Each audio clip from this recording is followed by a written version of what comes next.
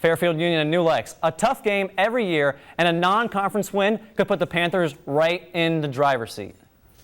Yeah, Justin, both New Lex and Fairfield Union have had subpar seasons the past few years, and this matchup has come down to a single touchdown each of the last two matchups.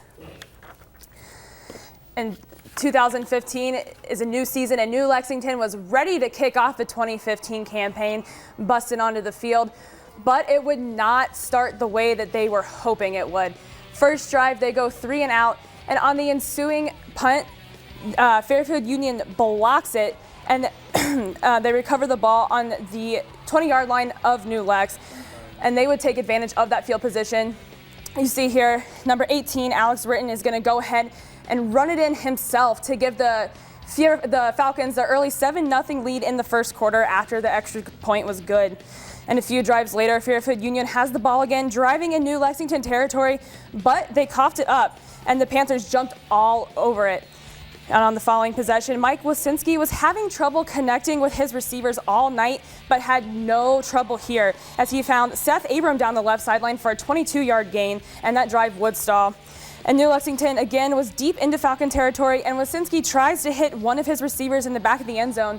Pass is dropped, but they do get the pass interference call, but again could not capitalize on that. And then 3 plays into the second half, Fairfield Union was trying to get something going, but Nick Schultz throws it to the wrong team, and Tanner Wollenberg of New Lex picks it off. Coaches are happy about that. And Wasinski and his Panthers are marching down the field again, and he finds Wollenberg for the 22-yard gain. He does it all on offense and defense. And Wasinski would have trouble finding his receivers the rest of the game. Here, the ball bounces on the ground in front of a Fairfield Union defender.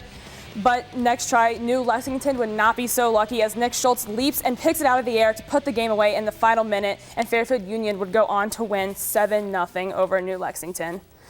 And Braden Heston led the rushing attack for the Falcons, finishing with 67 yards on 19 carries.